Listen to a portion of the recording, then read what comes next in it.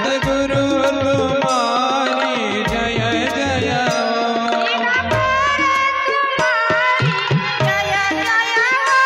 दिगंबर तुम्हारी जय जय हो अवधूत तुम्हारी जय जय हो अवधूत तुम्हारी जय जय हो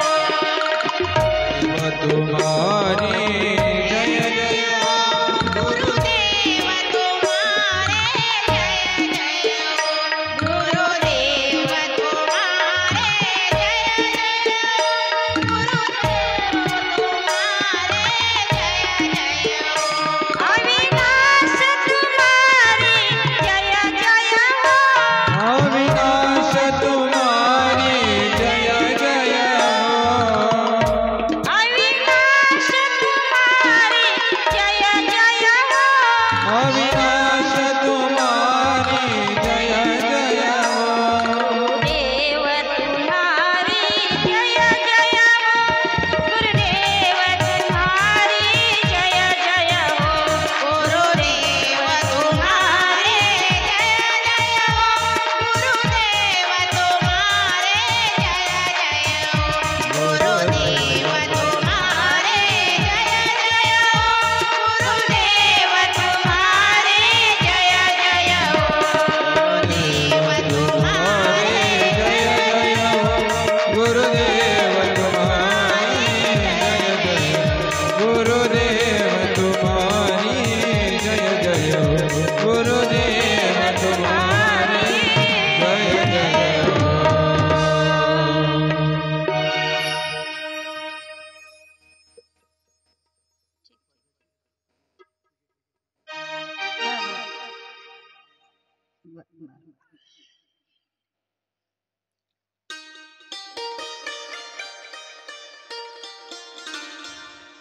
सद्गुरु महाराज की जय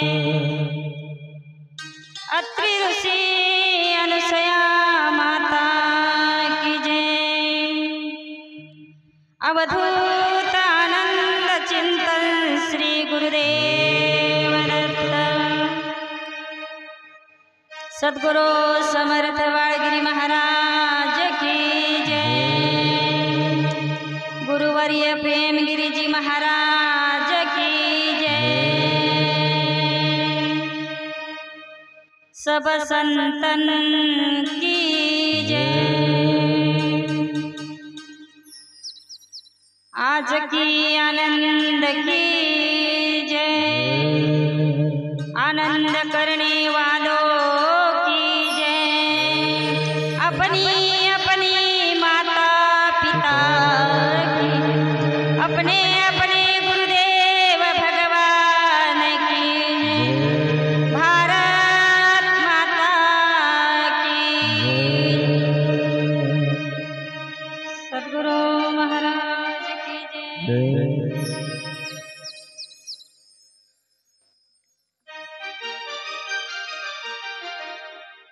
ज्ञान प्रकाश बाळक्रीडा ग्रंथ दत्त कथा आणि या दत्त कथे मधील शेवटचा म्हणजे 7वा दिवस 7 दिवस भरपूर दत्त मालकाचं आनंद मालकाचं गुणगान केलं आहे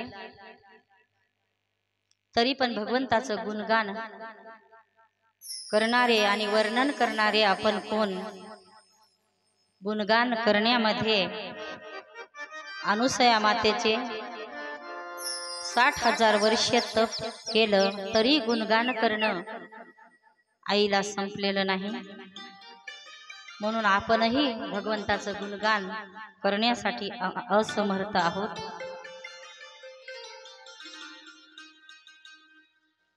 अशा प्रकारे दररोज खूप छान ऐकून घेत आहे आणि डोक्यामध्ये असं असतंय की आज हे म्हणावं आज ते म्हणावं आज हे सांगावं आज ते सांगावं परंतु भगवान दत्तात्रय प्रभू निर्गुण रूपामध्ये सोबतच असतात त्याप्रमाणे होतंय की काय, भगवंताने बुद्धी दिल्याप्रमाणे बोलत असते।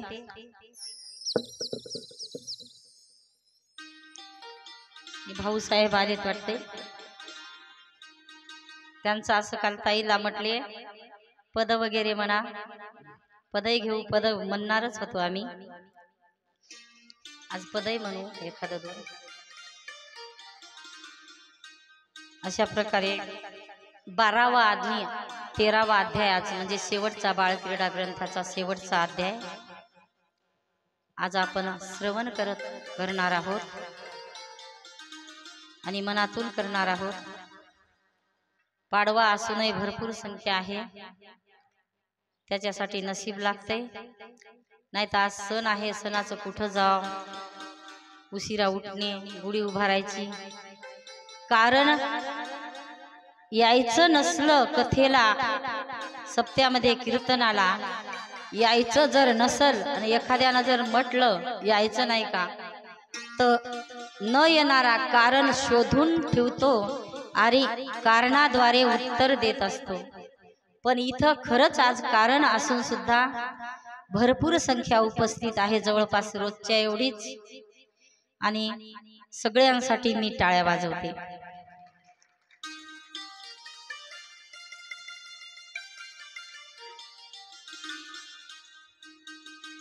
तेराव्या अध्यायामध्ये कथेकडे वळणार आहोत। 13व्या अध्यायामध्ये असं विचारलं, कथा चालू आहे, कथा आपण ऐकतच आहात मन देऊन, लक्ष लावून, आणि राजानं असं विचारलं महाराजांना, दत्त महाराजांना, विंध्याचल पर्वतावर दोघांचा संवाद सुरू आहे, असं विचारलं, हे भगवान, हे दत्तात्रय प्रभू, नेहमी अनुसया माता साधना करीत म्हणजे ध्यानस्थ राहायची, नेहमी अनुसया माता निर्गुणाच्या ध्यानात राहायची। ध्यानात राहायचं म्हटल्यावर प्रपंचातले काम करता कसे येतात तिला, आणि माईच्या प्रपंचामधले काम जे आहेत, सडा सारवण धुणं भांडे वगैरे, तर हे कोण करत होतं?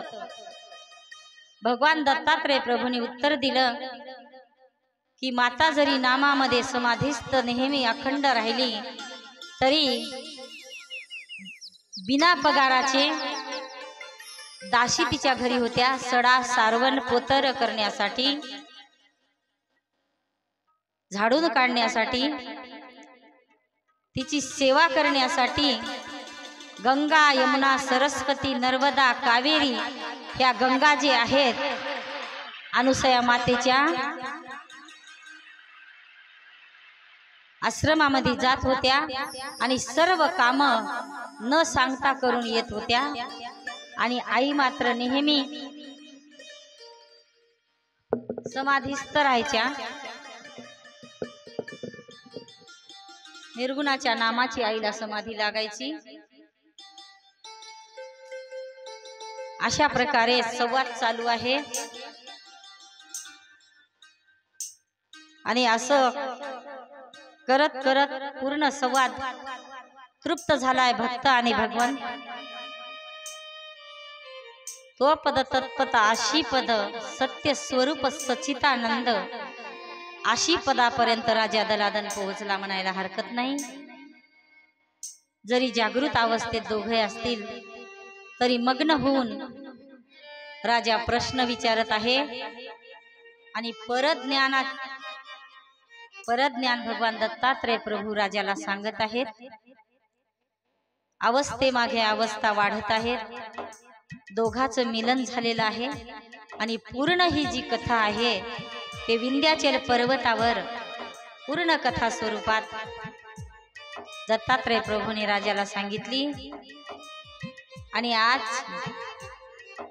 गोड असं बसवण्णाची कथा आहे। बसवण्णाची कथा फार लक्ष देऊन ऐकावं लागेल, त्याच्यासाठी मुलांनी कोणीही बोलू नये।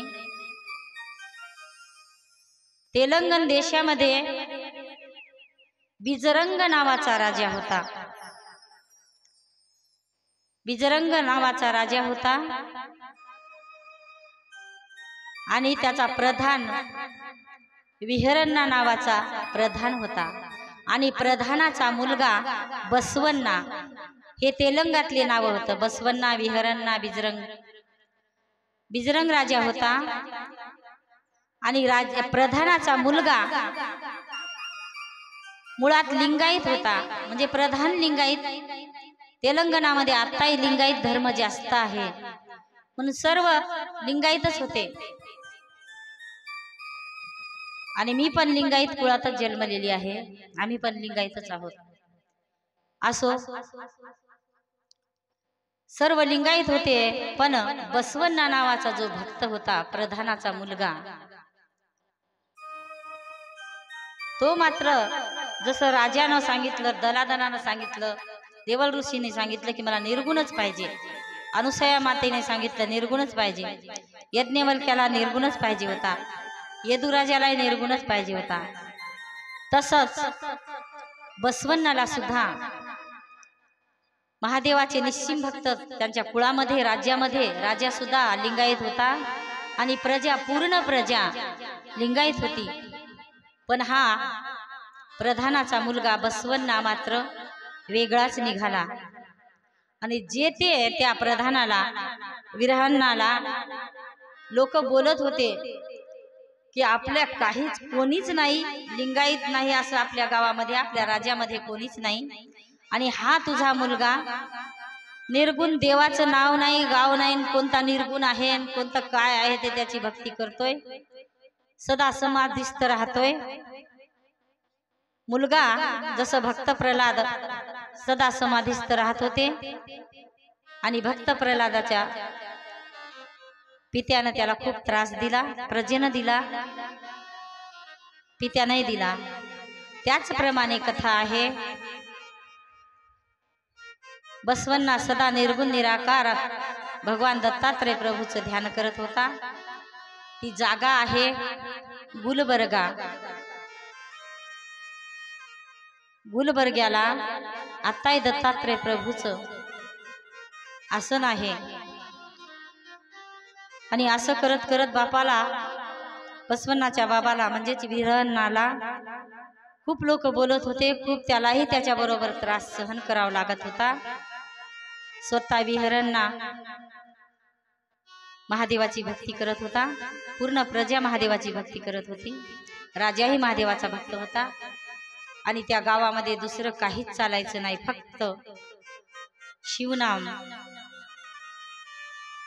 कपाळाला भस्म, गळ्यामध्ये लिंग, दंडामध्ये लिंग आणि त्या लिंगाची पूजा केल्याशिवाय पाण्याचा थेंब सुद्धा ते कटर लिंगायत होते म्हणून घ्यायचे नाही. फक्त बसवण्णाचा असा होता की एकटाच एवढ्या प्रजेमध्ये, एवढ्या गावामध्ये नाही, पूर्ण राज्यामध्ये बसवण्णाच फक्त निर्गुणाची भक्ती करायचा. आणि एक दिवस राजानं सांगितलं, तुझ्या पोट्ट्यानं हे बंद केलं तर बरं आहे, नाहीतर मी फाशीवर देईन. हे चालणार नाही माझ्या राज्यामध्ये. आम्ही एकनिष्ठ लिंगायत आहोत, एकनिष्ठ महादेवाचे भक्त आहोत आणि हे एकटंच पोट्ट निर्गुण निर्गुण म्हणून एकटंच ध्यानस्थ बसतंय, हे काय माझ्या राज्यामध्ये मला खपणार नाही. म्हणून पित्यानं पहिलंच समजावलं होतं की राजा तुला शिक्षा करेल, तू सावध राह बाबा आणि विरोधात जाऊ नको.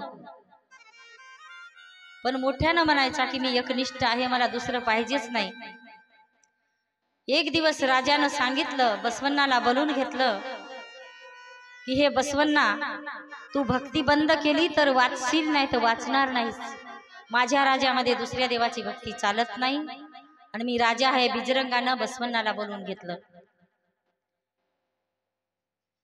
आणि बसवण्णानं सांगितलं की माझा निर्गुण निराकार जो आहे ना राजेश्वरी, तुम्हाला काय सांगू त्याची महिमा, त्याच्या पुढे कोणताच मोठा देव नाही. अजून राजाला राग आला आणि अजून राजा रागावून बोलत होता, अजून जीवे मारण्याच्या धमक्या देत होते. पण बसवण्णा मात्र ध्यानामध्ये मग्न होता, अजून आणून त्याला जागृत करत होता. राजा पुन्हा पुन्हा समाधी लागत होती नामाची आणि समाधीतून जागृत केल्यामुळं कदाचित बसवण्णाला थोडा किंचित राग आला असेल. किंवा न राग येताही राजाला बसवण्णांनी सांगितलं असेल की राजेश्वरी, हे जे तुमचं राज्य आहे त्या राजाचा तुम्हाला घमंड झालाय, म्हणून मला तुम्ही जीवे मारतो म्हणून राहिले, पण तुम्ही माझ्या निर्गुणाला ओळखलं नाही. माझ्या निर्गुणाला ओळखलं नाही. निर्गुणाची स्तुती वारंवार चालू होती आणि वारंवार राजा मारत होता, शिक्षा द्यायचं ठरवत होता. राजेश्री, तुम्ही घमंडी आहात, तुम्ही माझ्या निर्गुणाला काही बोलून राहिले म्हणून एकच शब्द बसवण्णांनी राजाला सांगितला, बिजरंगाला. दोघाचा संवाद झाला आणि राजा फार क्रोधायमान झाला. फार राजाला क्रोध आला आणि राजानं असं ठरवलं की या पोराला ठेवता येत नाही आता. हे काही ऐकत नाही आहे. याला खूप सांगितलं आणि त्याच्या पित्याने सांगितलं की राजेश्वरी, ते काय माझं ऐकत नाही, त्या पोट्याचं काय करायचं, कोणती शिक्षा द्यायची ते द्या. मीही तुमच्या विचाराशी सहमत आहे आणि तुमच्या पुढे एरवी माझं काही चालणार नाही. आणि एरवी मला तो दुसऱ्याची भक्ती करत आहे ते मला पण पटून नाही राहिलं, माझं काही नाही. अशा तऱ्हेने राजानं त्याला जीवे मारायचं ठरवलं. पण त्याच्या मनामध्ये मात्र अखंड ध्यास होता. ना मी मरणार आहे, राजा मला शिक्षा करणार आहे याची चिंता नव्हती, काळजी नव्हती. आणि मी दुसऱ्याच दिवशीच्या कथेमध्ये सांगितलं, भययुक्त भक्ती, सकाम भक्ती आणि निष्काम भक्ती याच्यापैकी एकच भक्ती जवळ होती बसवण्णाच्या. निष्काम भक्ती करत होता, भय नव्हतं त्याच्या भक्तीमध्ये, चिंता नव्हती, म्हणून अखंड नामस्मरण करत होता. कोण? बसवण्णा. अखंड ध्यान लागलं होतं भगवंताचं, दत्तात्रय प्रभूचं. आणि त्याला माहीतच होतं राजा मारणार आहे, पण भक्तीमध्ये विश्वास गोष्ट पाहिजे, म्हणून त्याचा विश्वास पूर्णपणे निर्गुणावर होता, दत्तात्रय प्रभूवर, आनंद महाराजांवर होता, स्वामींवर. म्हणून त्याची भक्ती फार कट्टर होती. त्याची भक्ती आपल्यासारखी नव्हती. का देवानं आपल्या प्रपंचामध्ये संकट आणले की आपण देव बदलायचा. हा देव पावतो का? पुन्हा संकट नाही कमी झाले, तिसरा देव बदलायचा. ही बदली त्याच्या मनामध्ये कधीच नव्हती. सारखा ध्यास होता आणि गुणगान गात होता. तुम्ही काहीही म्हणा, बसवण्णाला सुरुवातीला बंदीमध्ये म्हणजे तुरुंगात टाकलं, बंदीखान्यामध्ये टाकलं आणि पहारेकरी बसवण्णाला राखण्यात ठेवले. का हे बसवण्णा मायावी आहे, काय जादू करल. तेव्हा भगवंतावर, निर्गुणावर कोणाचा भरवसा नव्हता. आणि अशा प्रकारे बसवण्णाचं त्या तुरुंगामध्ये नामस्मरण सुरू होतं आणि बाहेर पहारेकरी आणि मोठं त्या तुरुंगाला कुलूप लावलं होतं. आणि उपवासी असंच याच्यातच याच कोठडीमध्ये मरू द्यायचं. जे ग्रामाच्या बाहेर 5 किलोमीटरवर 4 किलोमीटरवर जाऊन ध्यान लावतो हा, किंवा गावात जिथं तिथं याचं चालूच राहते. आता तुरुंगामध्ये उपाशी ठेवून बिना अन्ना पाण्याचं आपोआप नामस्मरण करत करत मरल, म्हणून तुरुंगात ठेवलं. बसवण्णाचं नामस्मरण मात्र चालूच होतं. एवढं संकट आलं तरी विश्वास आणि तो निर्भय असल्यामुळे नामस्मरणामध्ये मात्र त्यानं घट पडू दिली नाही. याची खबरदारी घेतली. सारखं चिंतन करायचा, सारखं चिंतन करायचा.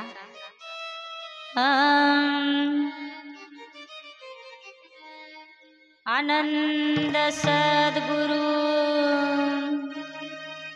दत्त निरंजन अखंड जिव्हे करी पारायण.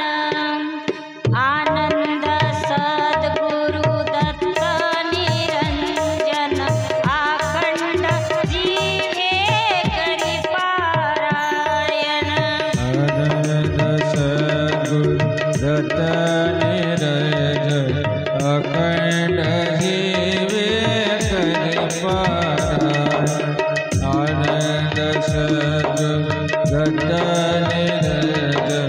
अखंड जीवे करि पारायण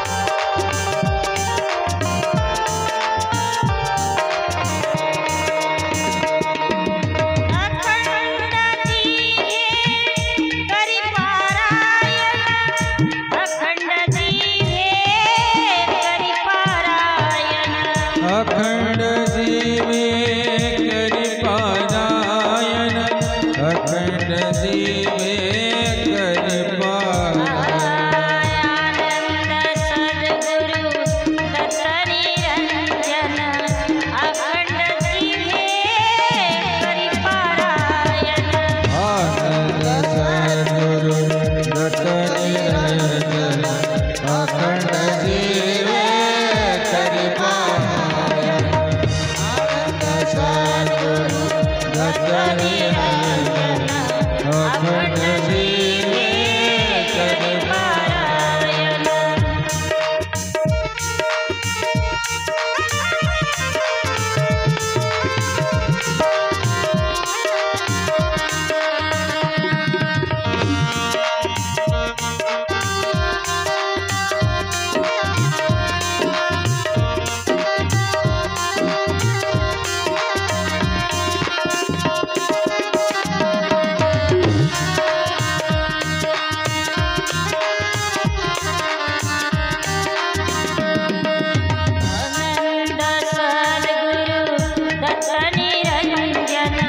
अखंड जीवे करि पारायण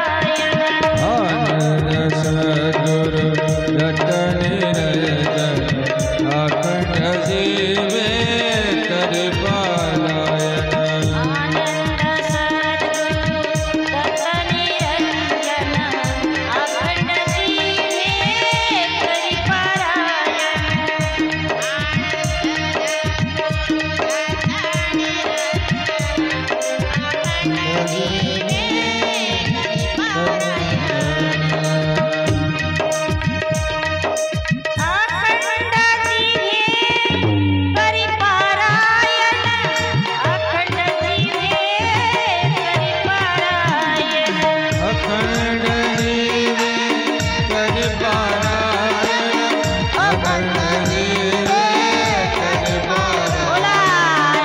आनंद सद्गुरु दत्त निरंजन अखंड जीवे करि पारायण आनंद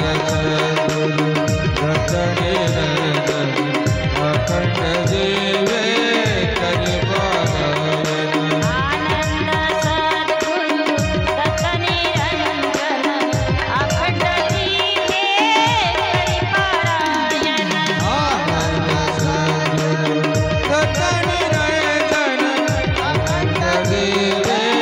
करि पारायण आनंद सद्गुरु दत्त निरंजन अखंड जीवे करि पारायण आनंद सद्गुरु दत्त निरंजन अखंड जीवे करि पारायण अखंड जीवे करि पारायण अखंड जीवे करि पारायण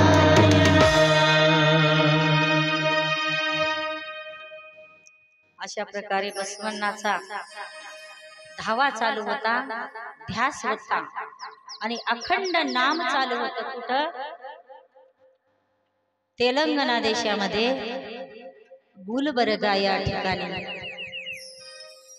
माहूरचा महिमा आपण ऐकला, बद्रिका आश्रमाचा महिमा ऐकला. अनेक ठिकाणी भगवंतानं लीला केलेल्या आहेत आणि गुलबर्ग्याची लीला आता चालू आहे. बसवण्णाची कथा चालू आहे आणि बसवण्णाच्या आपण 2% जरी बसवण्णासारखी भक्ती केली तर आपल्या जीवाचा उद्धार झाल्याशिवाय राहणार नाही. म्हणून हे कथा कशासाठी ऐकायची आहे तर आपण त्या कथेमधून आपण प्रत्येक गोष्टीचं अनुकरण करतो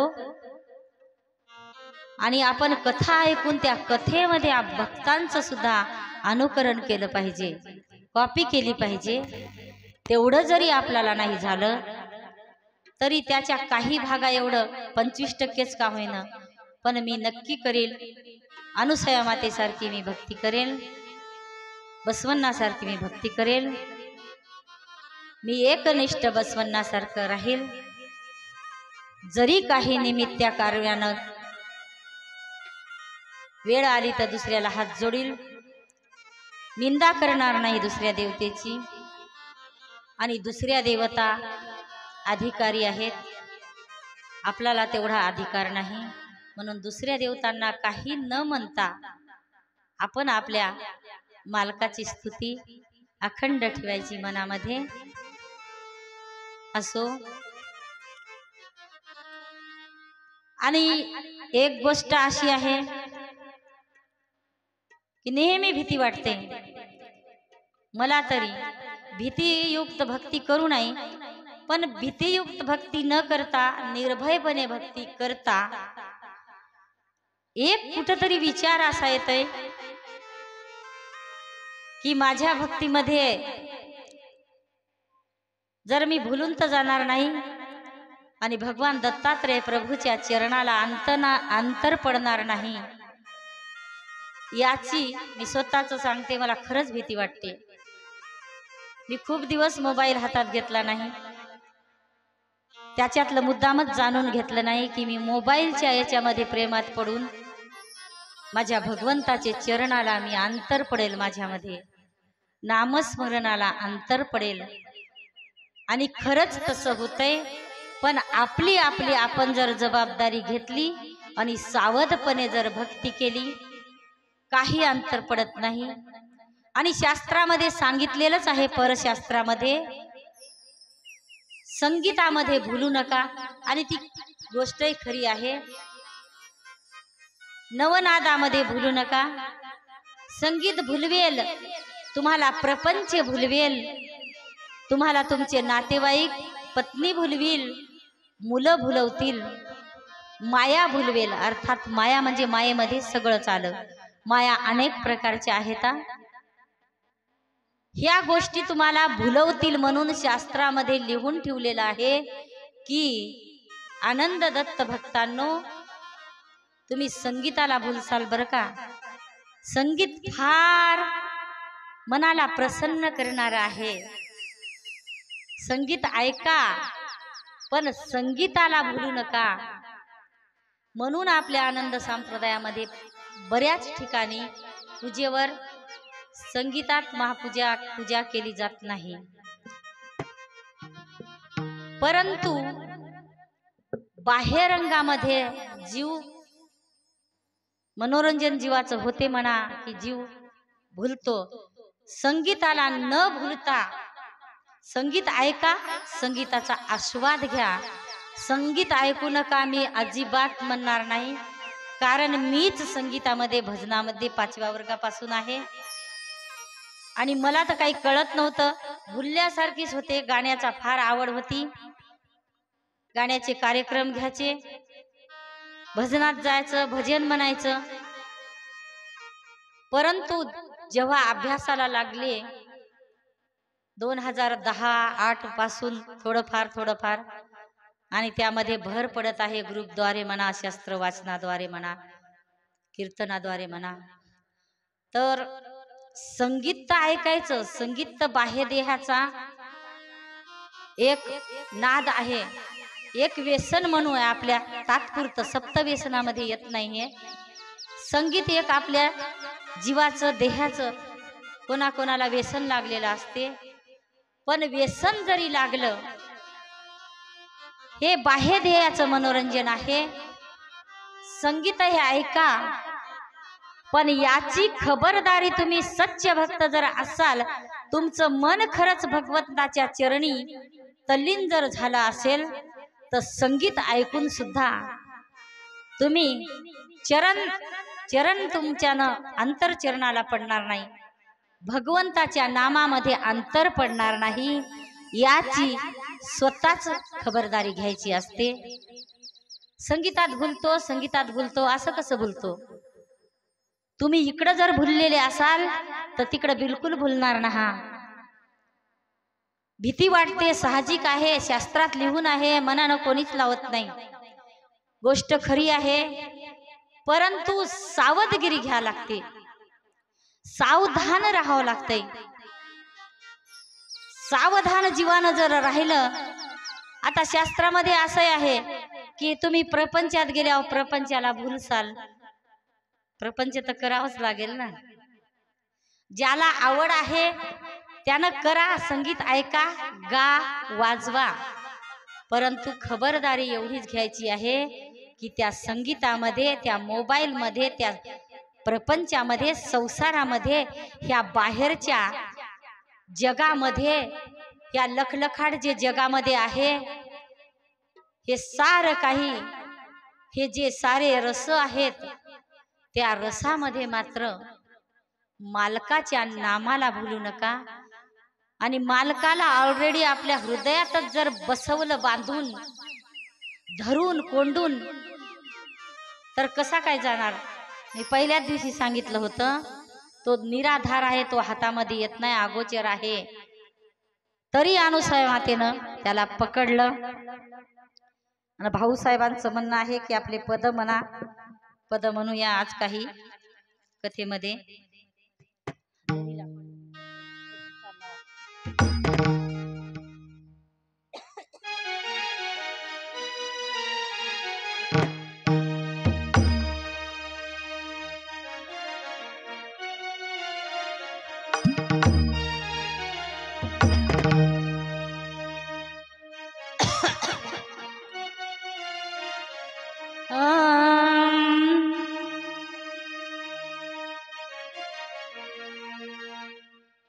जसं अनुसूया मातेनं निर्गुणाला हृदयामध्ये बांधून ठेवलंय, तू हृदयामध्ये बस बाबा.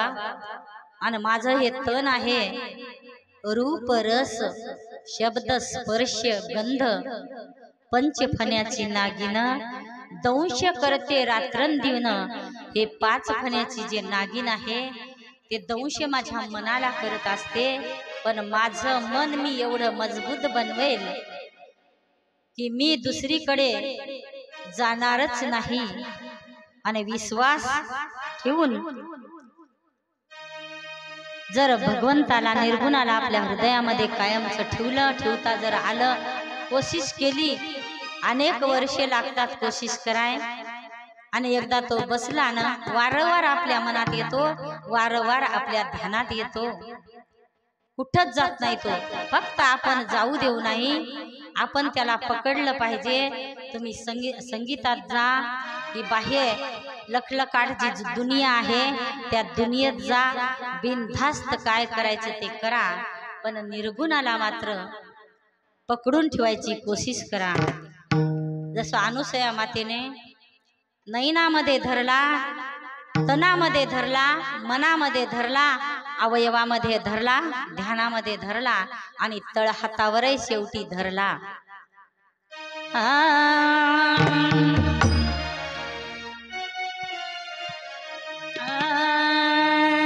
धरिला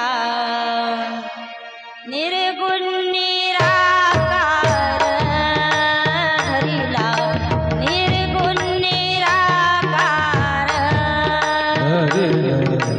निर्गुण निराकार, धरिला निर्गुण निराकार, धरिला निर्गुण निराकार, धरिला निर्गुण निराकार.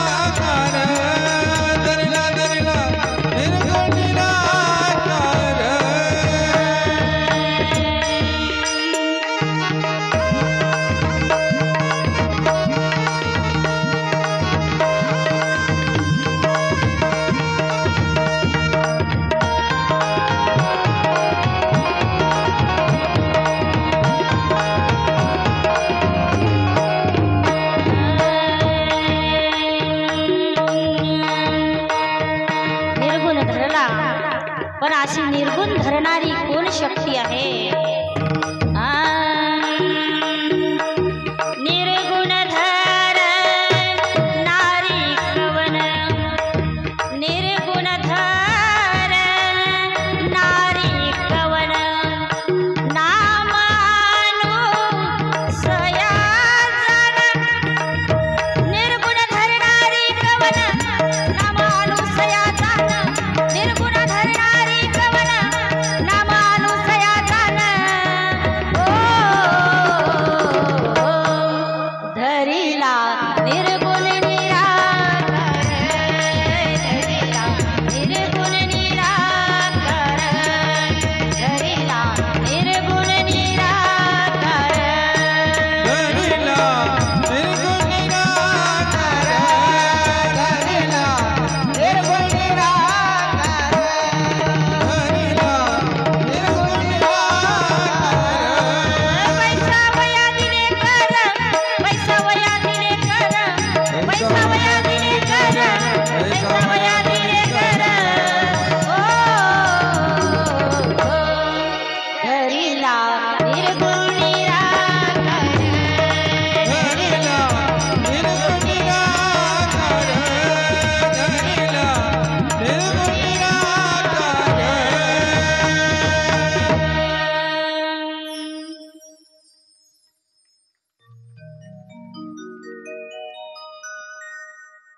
जसं अनुसया मातेने निर्गुणाला धरलं, सगळ्याच ठिकाणी धरलं, आणि आपणही नयनाद्वारे पहिल्याच दिवशी, मला वाटतंय दुसऱ्या दिवशी की पहिल्या दिवशी, नवविधा भक्ती सांगितली. आणि त्या नवविधा भक्तीपैकी कीर्तन आणि श्रवण ह्या दोन भक्तींनी निर्गुणाला धरण्यासाठी सुरुवात करायची. आणि निर्गुणाला कशाने धरायचं? दोरीची गरज नाही आणि कोण्याही प्रकारच्या कासऱ्याची गरज नाही. सुरुवातीला निर्गुणाला कशाने धरायचं? तर आपल्या नयनामध्ये जी नजर आहे, जी नजर रूपी दोरी आहे, त्या दोरीला निर्गुणाला त्या दोरीनं पक्क धरायचं. दोरीनं धरायचं, दोरीनं पासा टाकायचा, आणि पासा टाकल्यानंतर हळूच आपल्या हृदयामधला मनरूपी जो खुंटा असतो, विश्वासरूपी, भावरूपी, भक्तिरूपी दोरीनं पकडायचं. आणि मनरूपी जो हृदयामध्ये आपल्या खुंटा असतो त्याला पक्क बांधायचं. आणि त्याला पक्क बांधून टाकायचं नाही, त्याची तहान आणि भूक काय आहे हे जाणून घ्यायचं. आपण जनावर, आता ही गाय आहे तर तिला तहान, भूक, चारा, पाणी हे पूर्ण आपलं लक्ष राहते. बांधली तर खरी, तशीच निर्गुणाची तहान भूक काय असेल, फक्त आणि फक्त नामरूपी त्याला चारा टाकला, नामरूपी पाणी पाजलं तरी तो खुश राहतो. म्हणून सतत नामरूपी त्याला चारा पाणी करत राहिलं पाहिजे. आणि देहरूपी तुम्ही बिनधास्त कुठे फिरा, मंदिरात जा, दुसऱ्या संगीत करा, लग्नाला जा, लखलखाटात जा, चार लोकात जा, एकांतात राहा, लोकांतात राहा, जंगलात जा, बागामध्ये जा, शेतातल्या बगीच्यात जा, शेतातले काम करा, घरचे काम करा, नातेवाईकात जा, लग्नाला जा, तेरवीला जा, मरणाला जा, दुःखात सुखात फक्त याची काळजी घ्या की आपण त्याला आपल्या हृदयामध्ये बांधून ठेवलेला आहे, धरून ठेवलेला आहे, आणि तो मात्र तसाच राहिला पाहिजे. आपल्या देहानं जरी काम अनेक केले तरी हरकत नाही. चांगले काम, प्रपंचातले काम, वेळ येणारे काम करावंच लागणार आहेत. आणि अशी